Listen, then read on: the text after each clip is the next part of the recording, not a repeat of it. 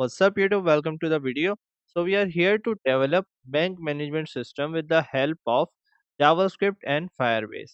And the purpose of this video is to give a brief idea of how to use Firebase and Firebase auth in real-world applications. Keep in mind that this app will not even come close to how a real bank management system or banking system operates. It's good for understanding how you link stuff and concepts to form a system. So, without any further explanation, let's get to work and search for Firebase console. Go to console. You must be logged into your account, your Google account. Add a project and let's name it Firebank. Continue. We don't need analytics. Create project. So, the project is ready. Let's come inside build real-time database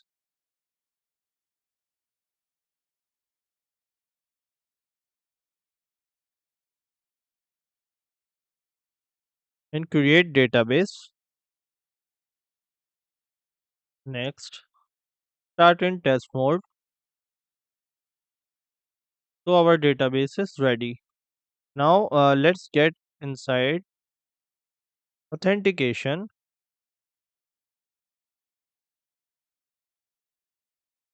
and we will create a new user. Let's first enable this method of email and password. Save. Then we can come inside user and add admin at whatever the bank name .com and the password. Let's keep it admin 123. Add user. So this will be our default user for the administration work. So let's open this folder. Here we will keep all of our pages. So the first page that we will create is gonna be the admin panel. So this admin panel will create employee users and the employee will operate the bank management system app. So the customer comes inside the bank, asks for a deposit, then the employee will work on this app and deposit the money from the customer to his account. So that's how the app will work. So we will take the help of Bootstrap so that we can easily design our app.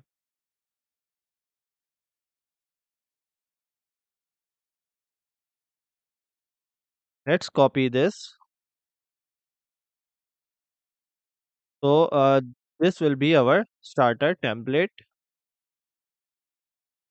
So first let's create a form and it won't perform any actions and we will put floating inputs inside it. So here are floating labels and we can just copy these and paste. So we have email and password. Let's just change the IDs to, let's create another field for full name. So we will take these three fields for creating the employee user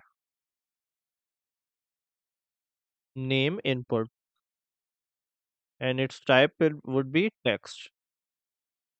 Let's give the form some margin M4 and W25 that will make the width of the form 25% of the total screen size because these inputs occupy the full space of the screen. So it's necessary to keep them in check. So that's why we put these classes here. So let's check this out. So it looks like this. It's necessary to put margin bottom 3 with all of these, and let's put an H3 heading saying that, and we need a button. For that, what we will do is we will come inside here in the components and go for the model, and we will choose the static backdrop model. This model is like this. We click this model and it doesn't close until we press the close button. So we will copy this entire model and paste it here. So we have this button for opening the model. We will say that. So this will open a model, and here we will ask for the password of the admin. So before adding the employee, the admin will be asked for a password, and then after authentication, the admin will be able to add the employee user. This will say confirm action, and there won't be a close button, but there will be a add employee button, and this will have password which will say admin password. Let's check this out. How does it look? So it looks like this. We press process employee. This will look like this.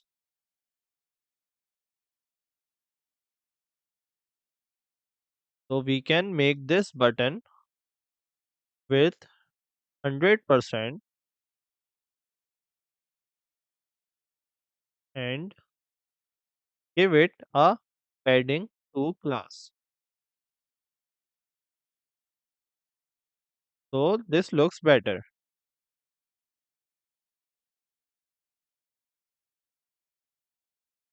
So our page is ready. Let's work it out in the script.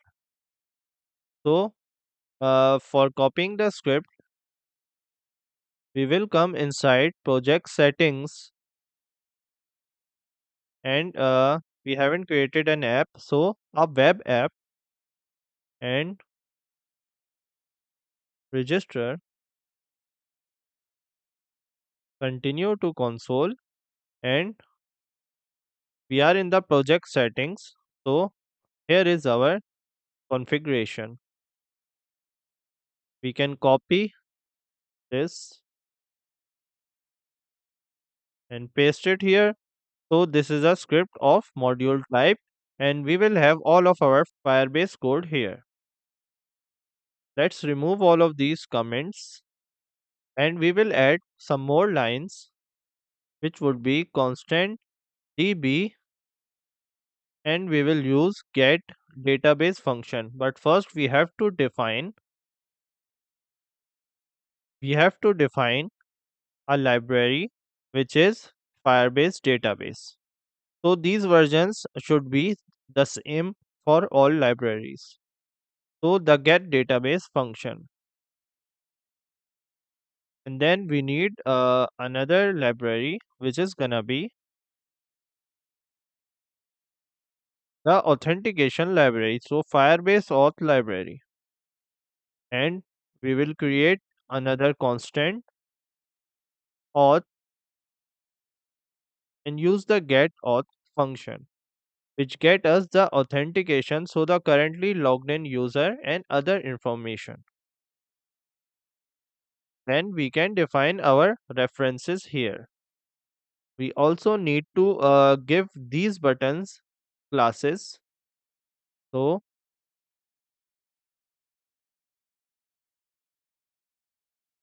this button is for opening the model. This button will have id add employee button.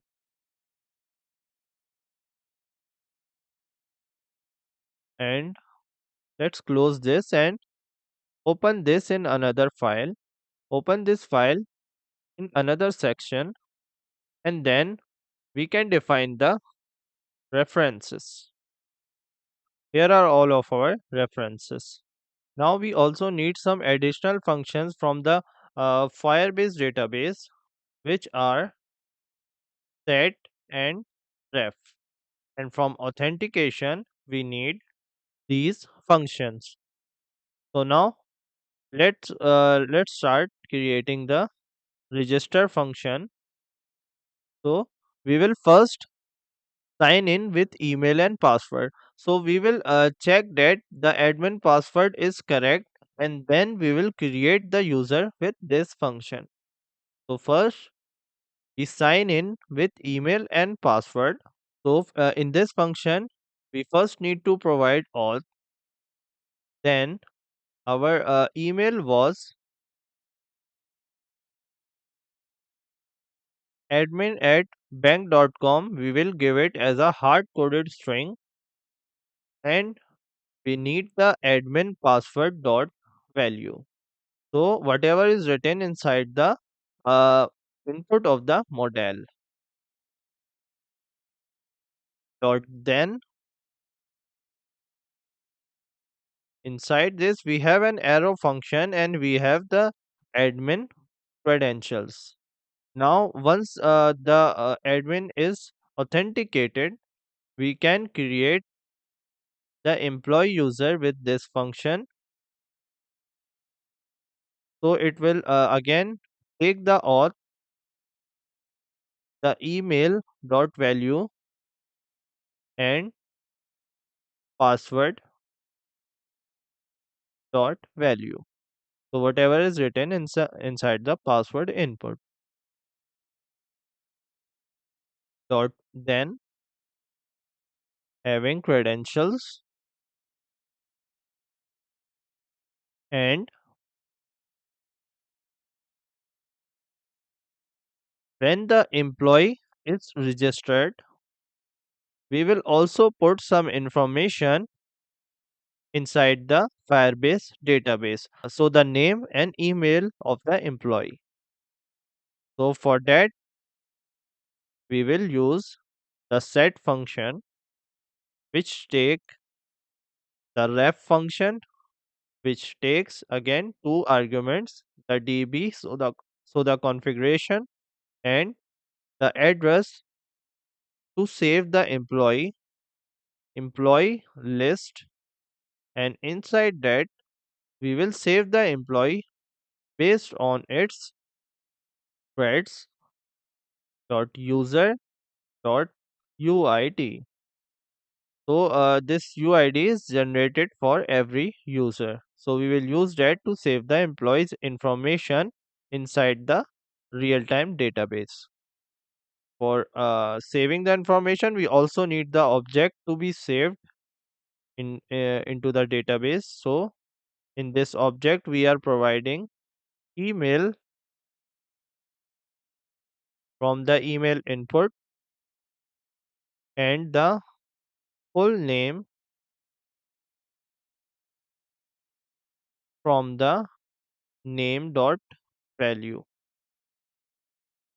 Now we have created the user using this function, and then we have saved the information into the database. We will sign out the admin so it cannot perform further actions. We need to provide auth, and we will also empty the input inside the model, so the admin password, and give a message that in terms of error,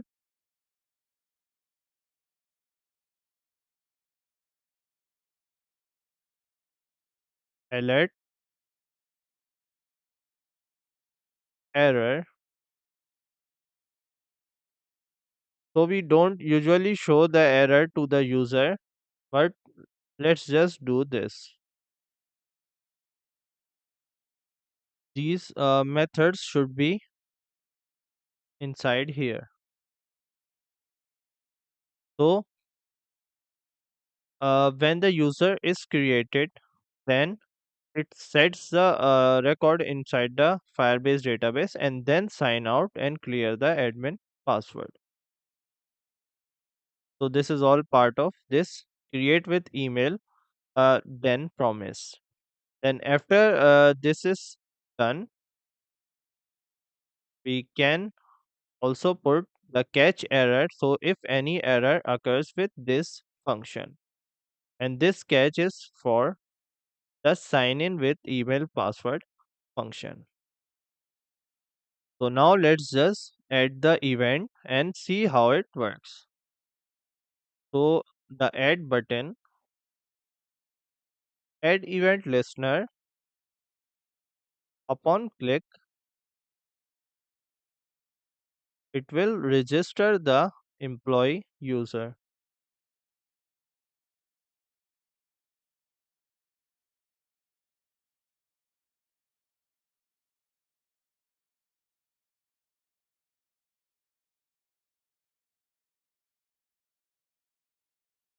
Admin 123. Add employee, saying cannot read the properties of null. Inspect.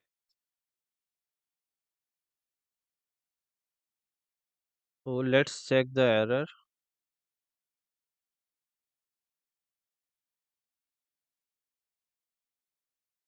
So either of these values are null because it's saying value of null cannot be set.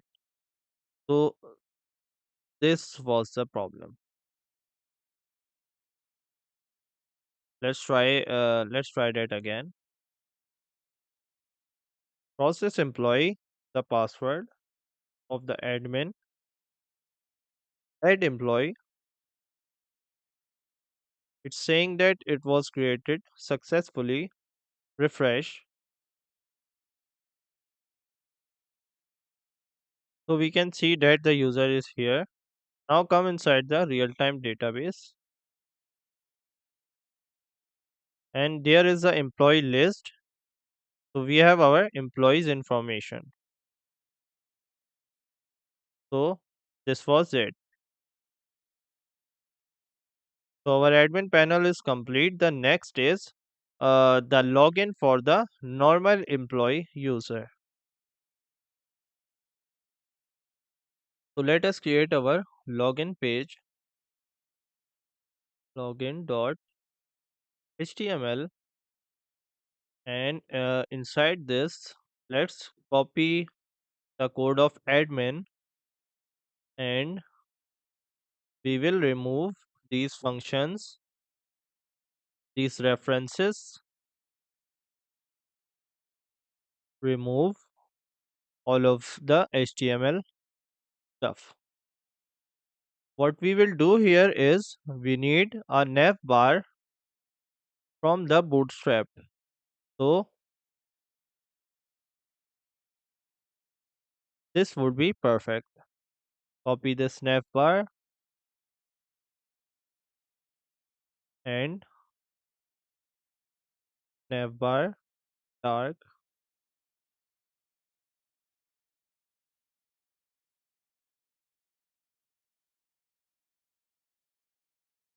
So here we have our nav bar. This will say bank management system, and we will remove all of these links. Let's just keep the home one. And inside here, this will not be called search, but instead this will be email input.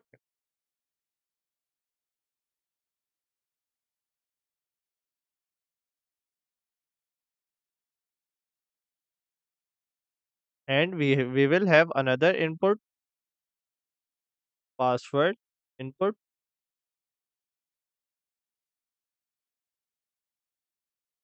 and let's make it outline light. So this will look like this. We need placeholders, enter email, enter password. So our bank app will look like this. And this search will say login,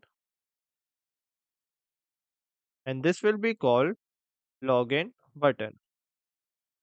Now in this page, we don't need the create email password, but we do need the sign in with email password button. And we don't need the sign out because this login page will move to another page after it's logged after the user is logged in. So on auth state changed, which we will use to observe the action of auth, because this auth variable does not get populated in the beginning. It takes time. So after the auth is populated, we need to perform some action. So for that, we have this on auth state changed. So we have these references. Let's complete them. After this, let's use on auth state change, which will take auth, and then we have a arrow function which will have user, and we can check that if the user, so if user is populated and is not null, then we can set the window dot location href to dot html page, which we will create after this page is complete. Now after this, we will have a constant, a function will take care of the sign in process. So sign in with email and password. It will take auth and then the email dot value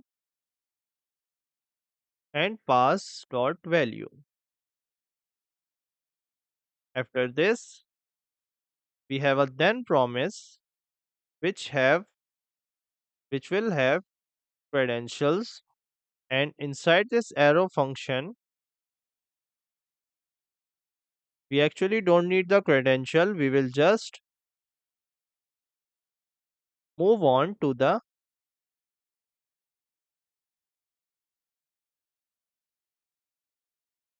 create new windows, create new account dot html.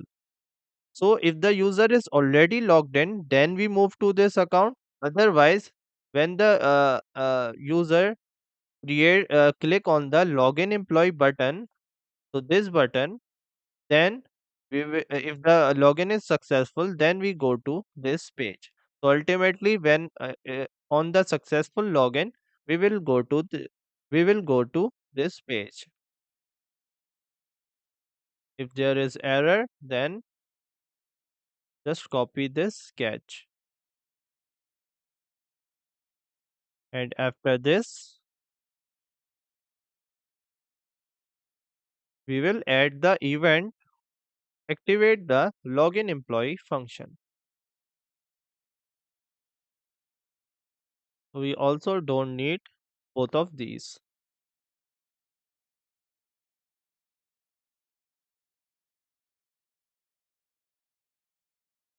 Create new account dot html, and for testing, let's just write whatever. So login, so it's giving network request fail. This happens if the authentication process is disturbed. So let's check the code. The button should be, oh, I didn't change the type. This button should be of type button. So it doesn't submit to the form.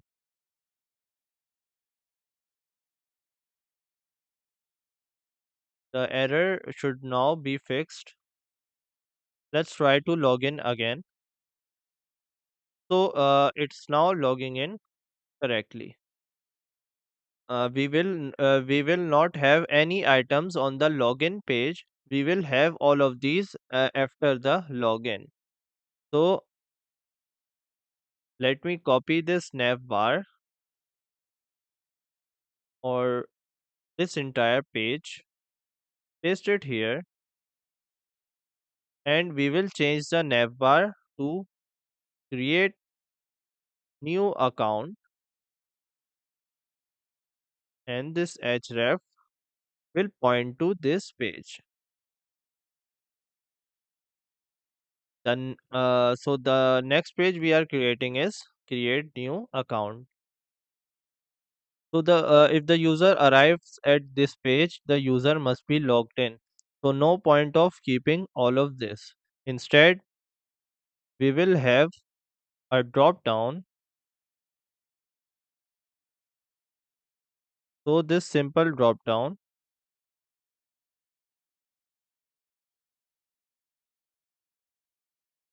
which will have the username. This will be replaced by the actual username, and it will have only one option, which would be sign out. And this button, let's make it outline,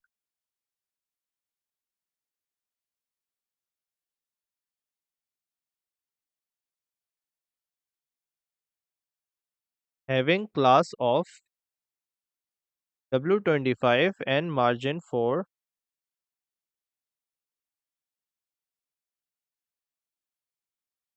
and this will have, we created these floating inputs here. Let's just copy these. So we need the email, the password, and then this will be called account title register customer. These will be our inputs. And let us remove these functions, and this on auth change will do different stuff. So now let's refresh.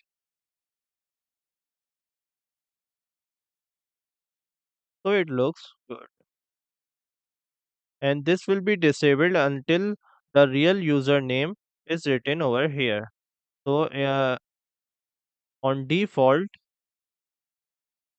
this will be disabled, and this will also not show.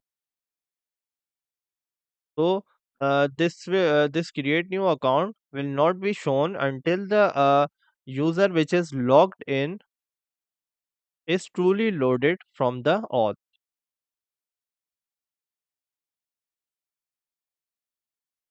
So inside this on auth state change, I will say that if user is logged in, then get the information of the user. So for that we need some new functions. So from the Firebase database, we need get ref and child. Inside this get, I will use a child function, and I will create another uh, constant db reference, which will take reference db function, and I will use this here.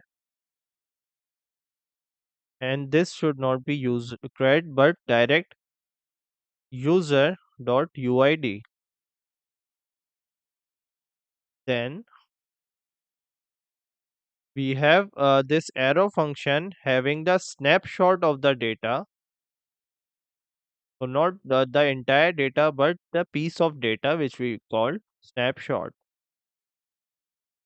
What this will do is, so first let us get all of the references, then begin the operation.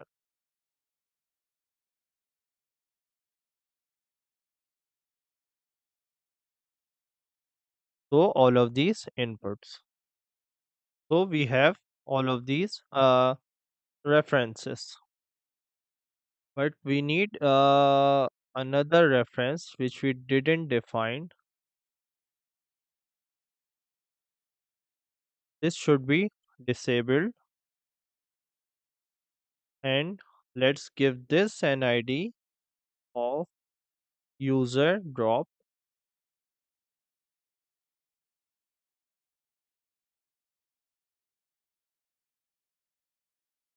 So this would be our final reference.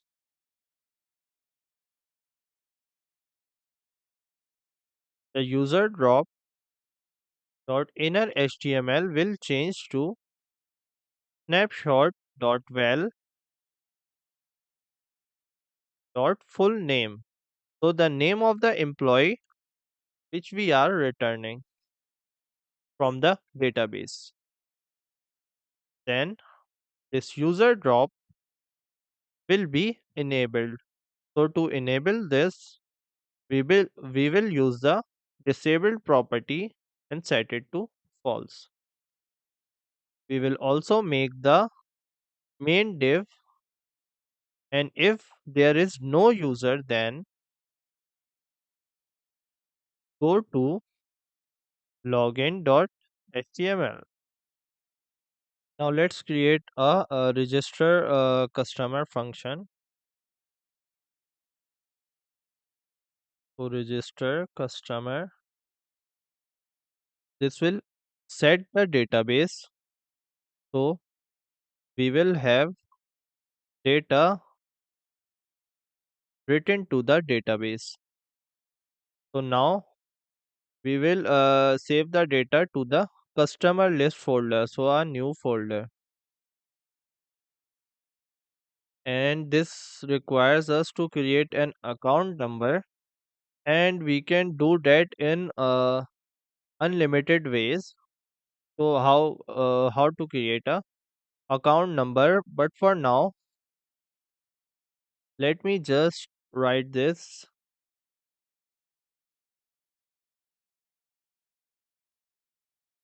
We will create the account number using, let's say these are the branch code and the city code, and we are adding the phone number at the end. So this will be the account number. So the customer will be saved by its account number. Then we need the data. So we will have, so this will have this account number. So then if it's successful, then we don't need the credentials. So we are putting this function empty.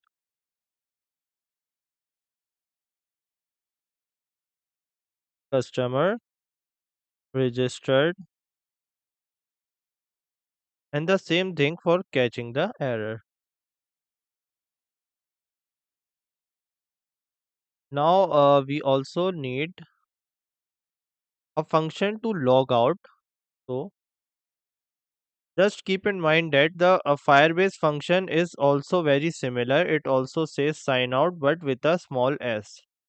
So it's better to, let's just name it log out to avoid the confusion. And what this will do is it will sign out. We haven't defined the sign out function. This will take auth, and if it's successful, then we will be moved to window.href login.html. Now we can assign these functions to the buttons. So the logout button, and we have this register customer function. So now let's test this out.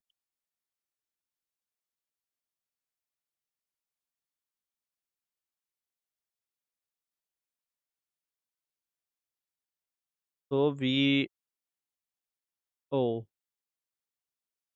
there is a little problem.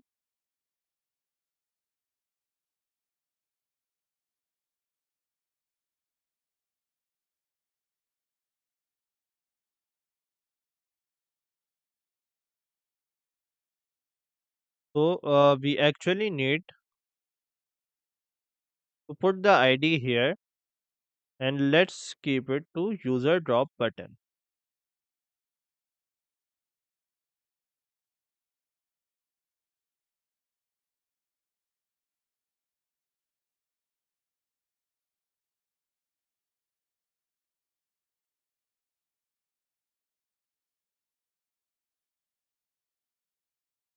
So now it looks fine.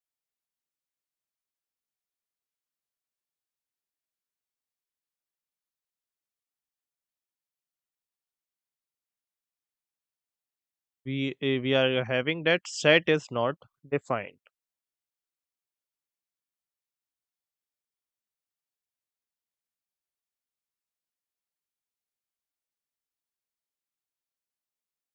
So the customer is registered. We can check in the real-time database.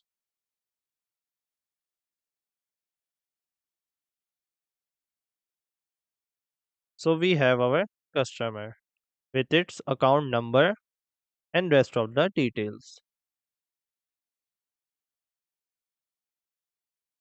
Now let's create a new page, and this second page will be called account details.html. And let's first come to the nav bar and add. Let's copy all of this to here, and we will remove the register function. The on auth state change and logout function will remain the same.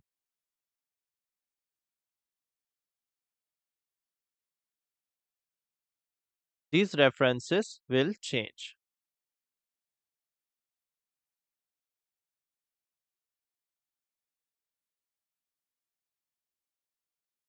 And we won't be needing these inputs.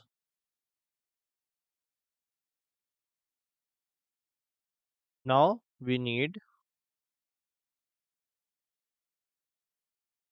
just this one input, just this one floating input, and this will be called account number or enter account number.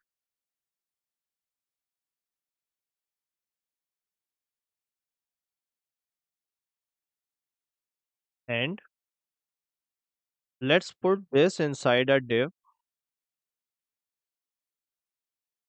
and these classes would go inside this div because we will have different classes for the uh, section which shows the detail. So this is only for the purpose of searching the employee.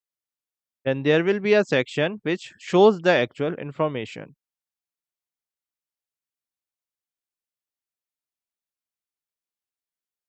and it will say search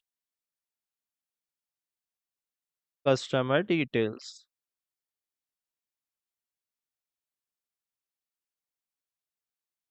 And there will be another class which we will call data div. This will appear when the search is complete. So this div will appear with all of the data of the customer. So initially this will be styled as display none. So we will show all of our data inside divs. So this will have a label, email address, and let's put a strong tag for the actual information. So email of the customer. We also need to give some styling to this div. So what I will choose is I will choose the font size to be somewhere around 24 pixels, and let's give it class of margin 4 and border, so that there is border around the div, and this label will have a width of 220 pixels, let's say 220 pixels, because the font size is bigger, so I'm giving the label a big width. Let's also give this a class of w50, so the data divs are not all around the page. Now let me copy this inner div. So we have all of this data. So let's just jump right into the work. So first we will create a function, and what it will do is it will get, let me copy this function from here, and now what it will do is will go to the customer list and fetch out the account number. We haven't defined the references here, so let us first do that. So we did needed to change this id of the input where we search the account number, so the details of the customer. So we have all of the references. Now the customer list, we will have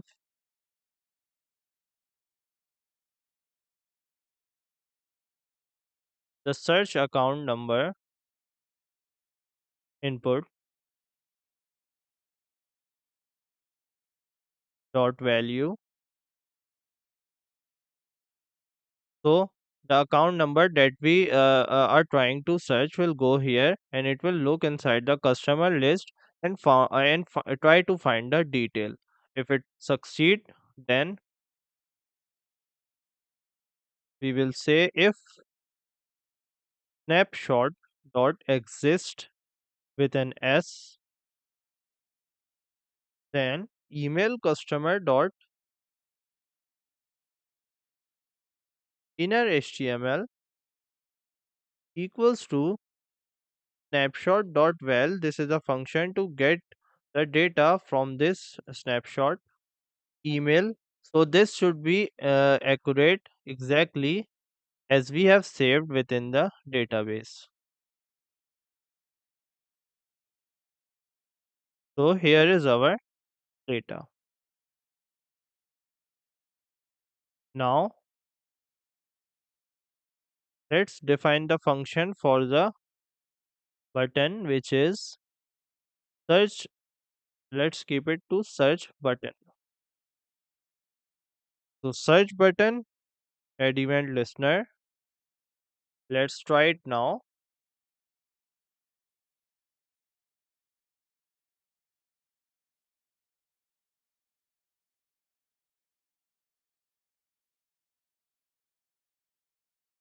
Saying that user drop is not defined and add event listener is having some problem.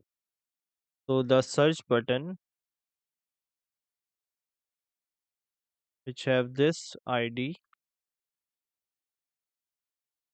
This is this seems okay.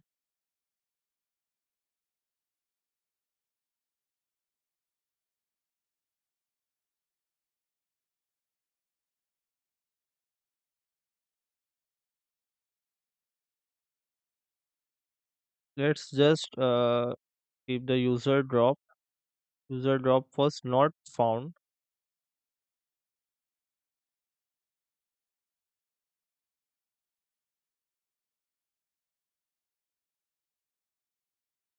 The logout button.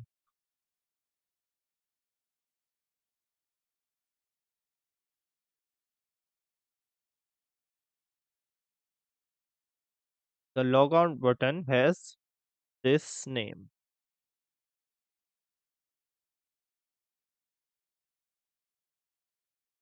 So now we can search for the customer.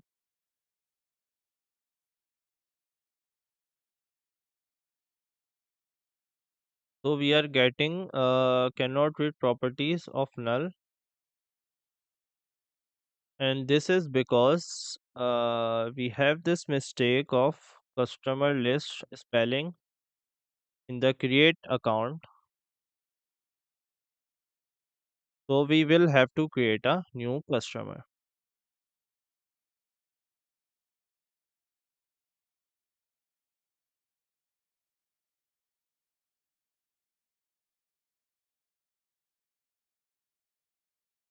So this new customer,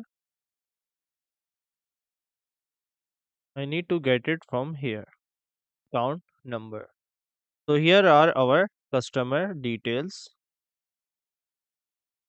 Let's move on to the next part. So let us move on to the part where we create a new page for deposit and withdrawal.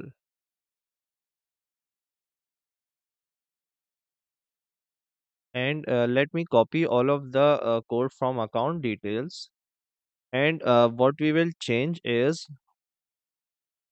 let me remove this data div. So the data inside it, and here,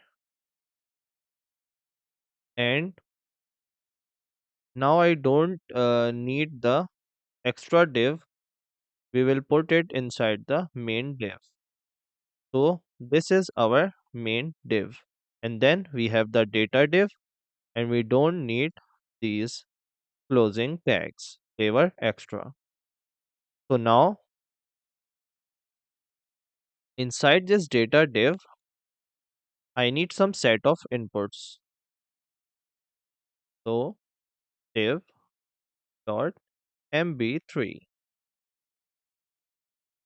Then I need label, which will have class form label,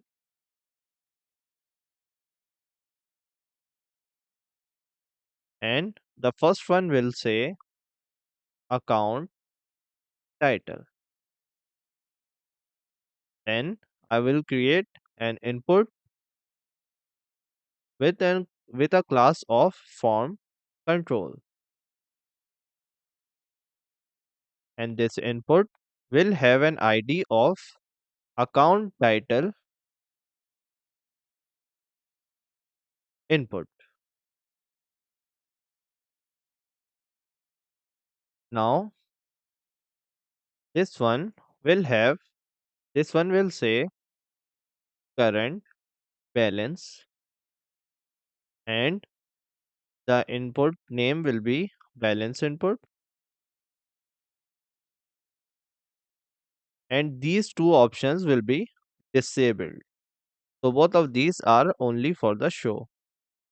And then we will have transaction amount,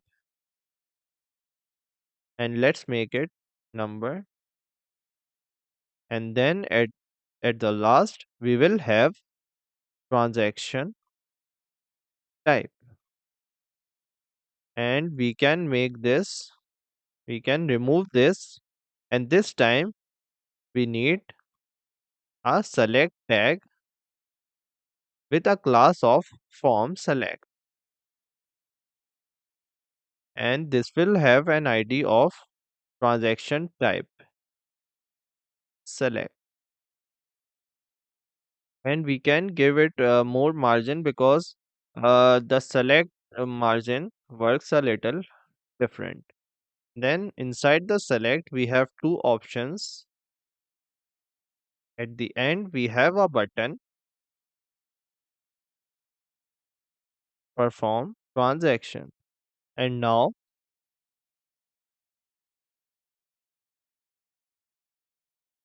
this would be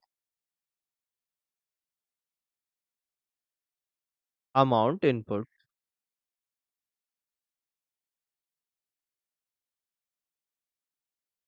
And let's change the references because these will not work.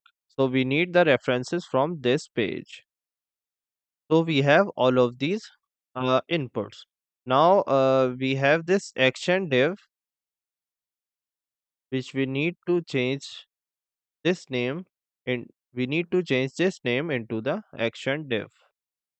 Now when we have all of the references and the on auth change, now the search customer detail would work a little different.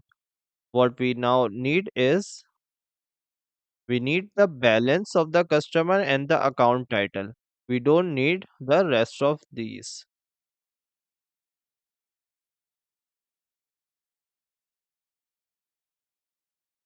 So the account title would go inside account title input, and the balance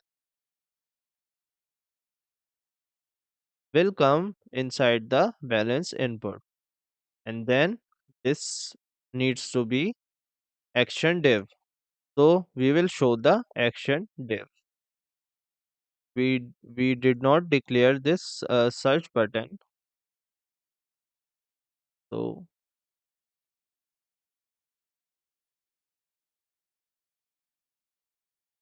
we also need the search button.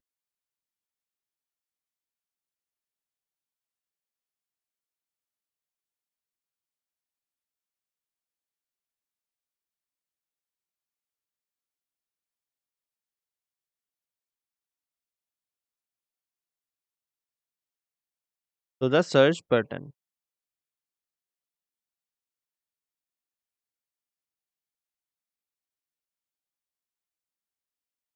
So now after loading the customer, this function will load the customer, so get the details of the customer, then customer's account. Then what we need to do is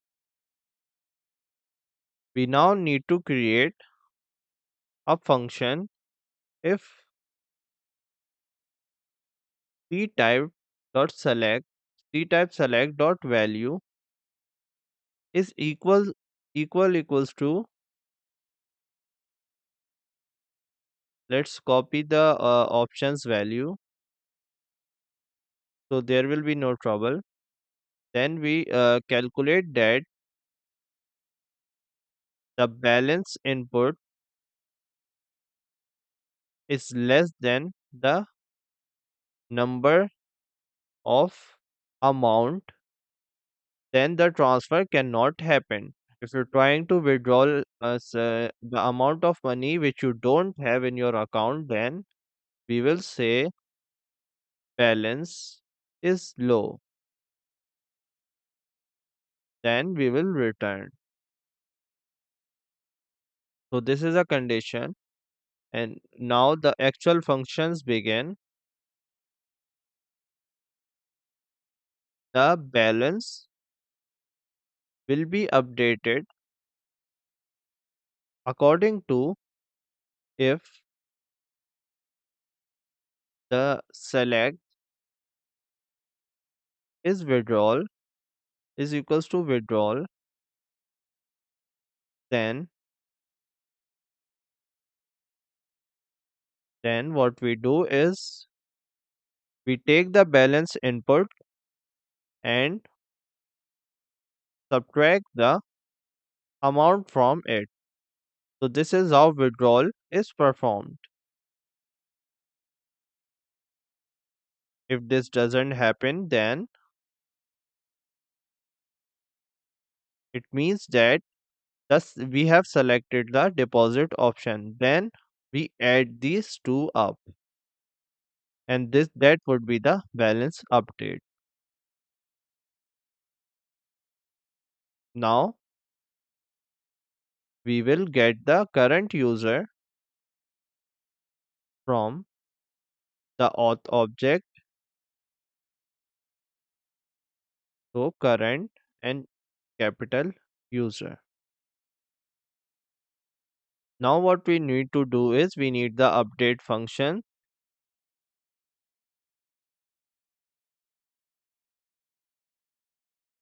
and this time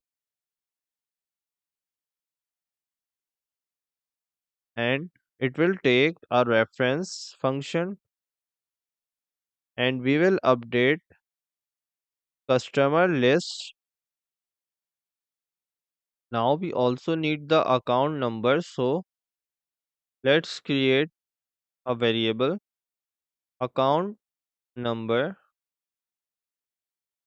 and we will populate it when we get the data from the database. So we have the account number on the Firebase, but we can just copy the value from the search input into the account number, because if the data is fetched, then this account number exists on the database. So now we can put the account number here, and then we need the object to be updated, and this would be balance, and it will update the balance from this update constant. Now in the then promise, we will have an arrow function which will set to insert the transaction into the database. So wherever a deposit or withdrawal happens, it is necessary that a transaction is saved that this customer has deposited or withdrawn his money. So for that to happen, I need to create a function random number generator. So there are multiple ways to create a random number, and here is one of it.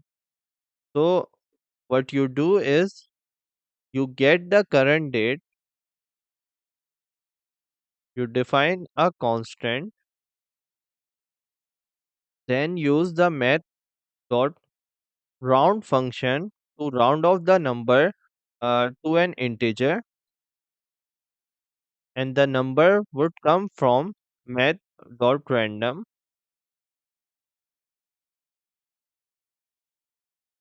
which gives us any number between 0 to 1. We will multiply it by 1000, and then we can add a 1, and we can do this two times. So we will have two random numbers up to 1000. Then we can return date dot utc milliseconds. So universal time millisecond plus number dot to string. It's necessary to convert it to string, and the number 2 also as string. Then we can also get the UTC seconds. So this will create a random number. Now we can use it to make our transaction number. So this ref So this set also needs a ref having a DB, and this time the folder will be the transactions, and we will call the random number generator, and it will save officer email,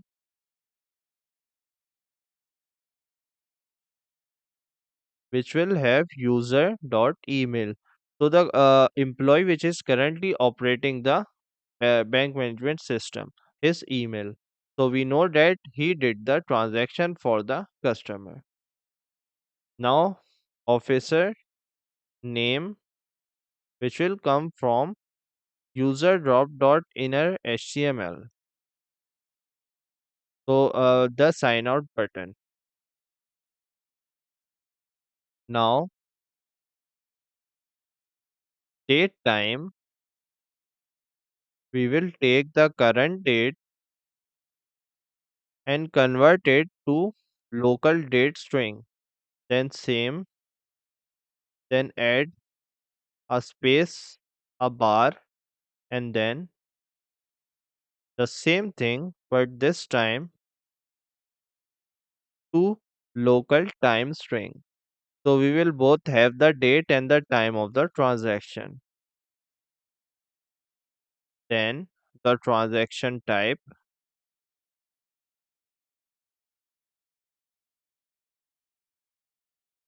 So these are the things that we are trying to save as transactions when the customer updates his balance by doing the deposit or withdrawal. And at the end of this, we can say transaction was successful.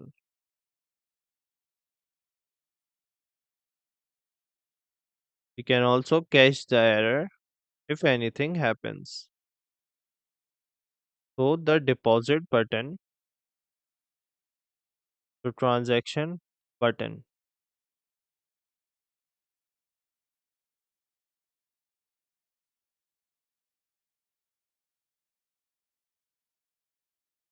So transaction button is in here.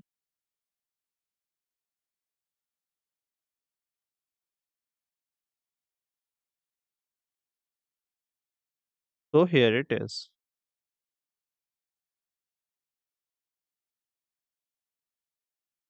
Now the transaction button will have an event. So now what we need to do is we need to come inside the create new account and add a new member to the nav bar. At the end, we will copy this nav bar, this updated one, to all of the page.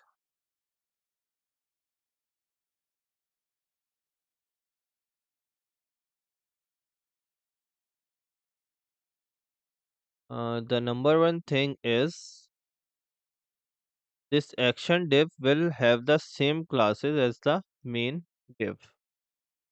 Now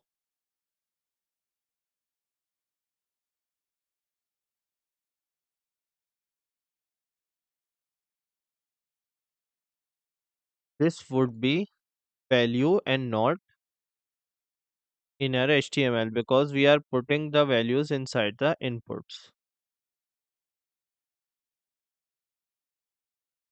I forgot to put the functional bracket here. After setting the transaction amount, we also need to get the data,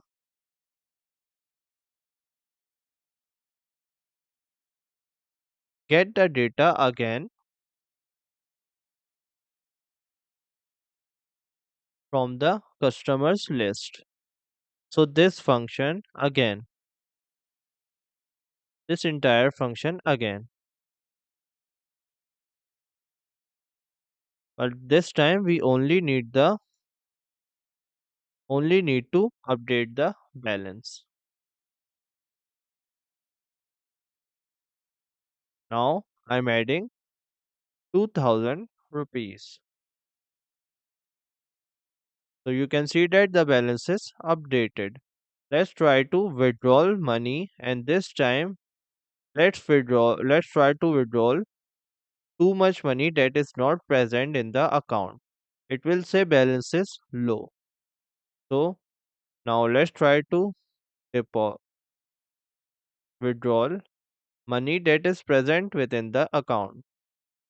Now it says transaction was successful and the 2080 rupees are deducted from the account balance. So this was the page where we perform the transactions. Now the final thing is that we need a page where we can show our transactions. Now let us create the final page which is transaction,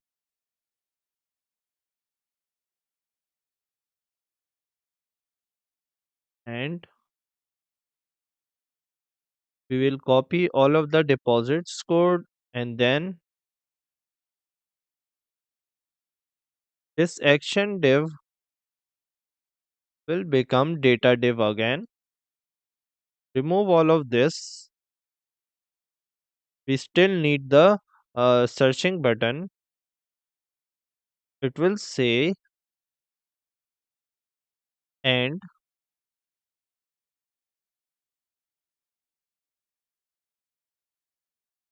let's remove these functions. There will be no transaction, only the searching event. So now let us create a table which will have a table class, table dark, script, and table border. Let's give it a padding of 2. Now we will have our table head which will consist of one table row having the headers. This is the proper way to define a table. And then there will be a table body, and it will have an ID of transaction T body.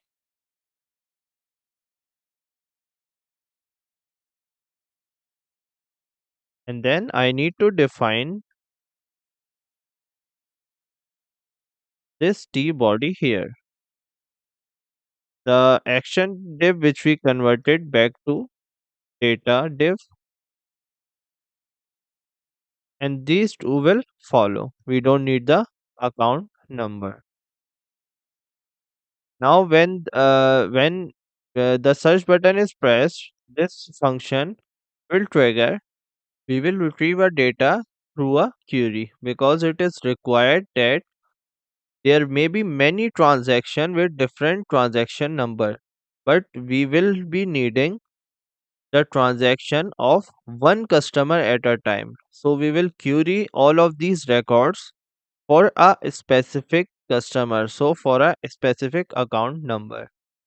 To do that, we need to define query equals to and order by child functions.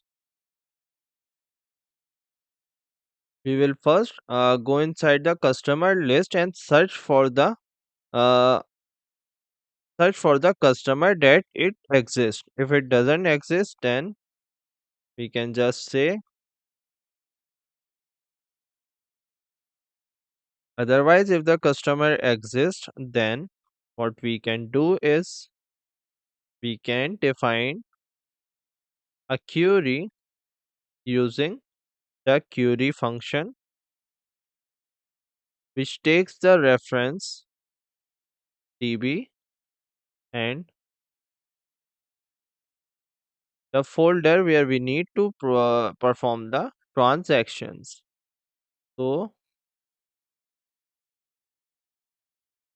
let's just copy this to avoid spelling mistakes.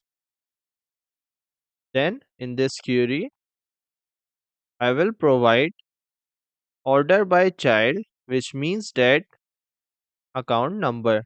So this means that we will perform this query on this column. So order by child account number.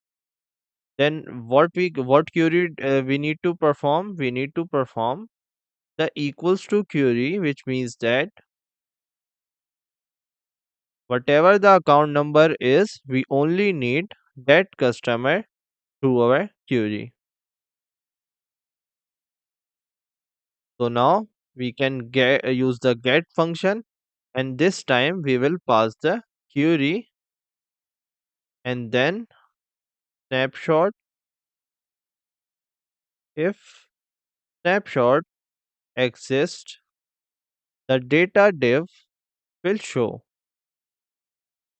and then we will have another function which will be named at table rows, and we will send the snapshot dot values, which will have all of the transactions that belong to this specific customer.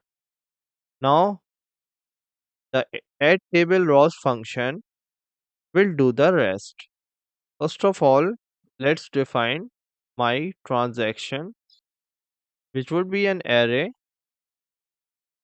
and the and this will also take transactions which we are passing here. And the purpose of defining another variable is sometimes the Firebase gets the object, so all of these transaction in the form of objects. So uh, and sometimes what the Firebase does is it gets the object in the form of array. So in case of this trouble, we need to say that if the transactions are array, then my transactions would be simple. Otherwise, else if we receive an object of objects with from the Firebase, then my transaction is required to convert into an array. So what it will do is it will make the object of objects an array of objects.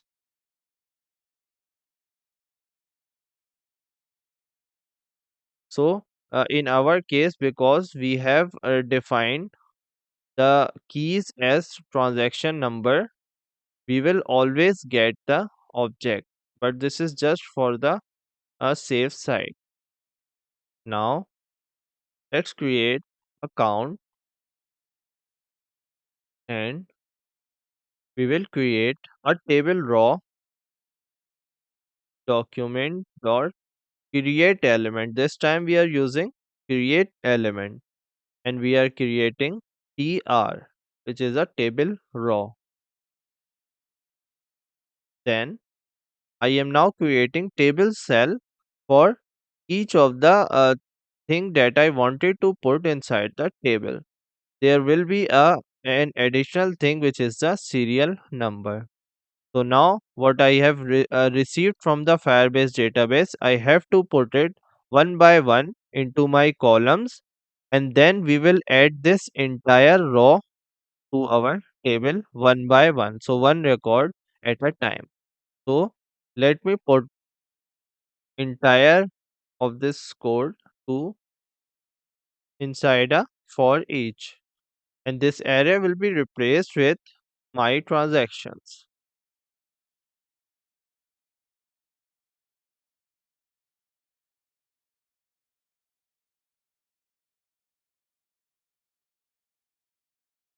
Now everything will happen inside the loop.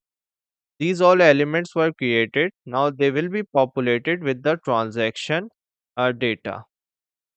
So all of the table cells are populated with the data that came from the Firebase. And this serial number is provided with the increment of the count. So it will start from 1. Now the table row that we created will append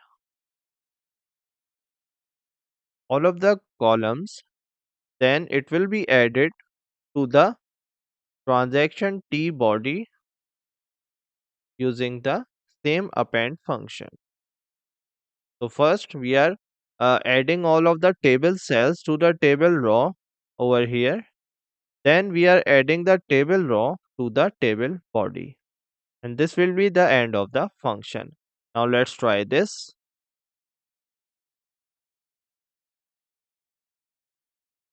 But before this, I also need to add the add this item over here, and let's see what happens. So transactions,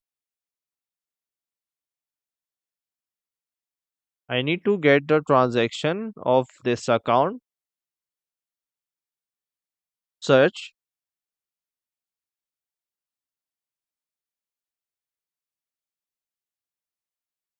It's saying that I haven't created the index, so I forgot that for doing queries you need to add indexes.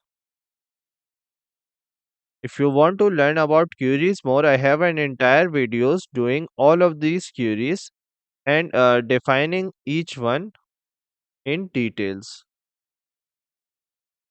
So here I have to define that I have a transactions folder and I am creating dot index on my account number field. Publish. We need to check that this field exactly matches this one. So this looks fine. Now let's try it again. Search for the customer, and it's saying that officer ID is not defined. We don't have an officer ID. So we have the officer email.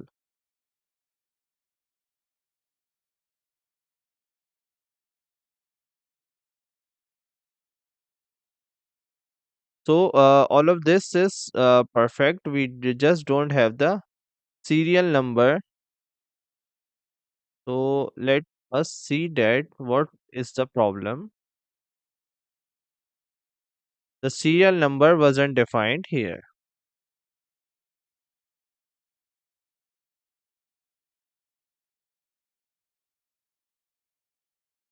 And the table.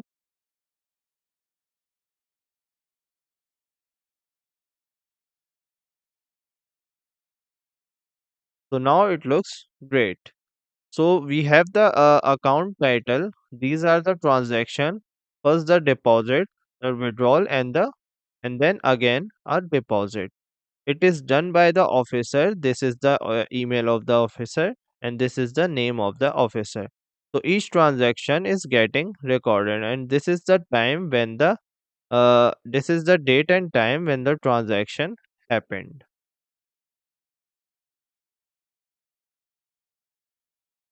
So if I did another transaction, I'm doing a withdrawal of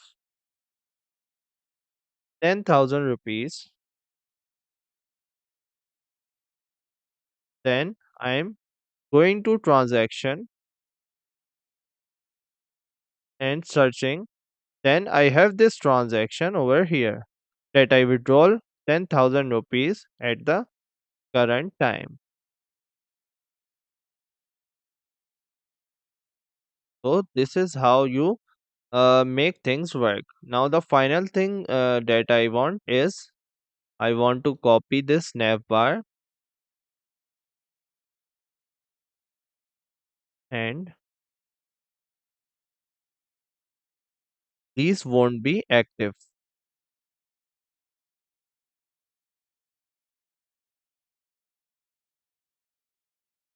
Paste the nav bar, so replace, and this time only the account detail would be active.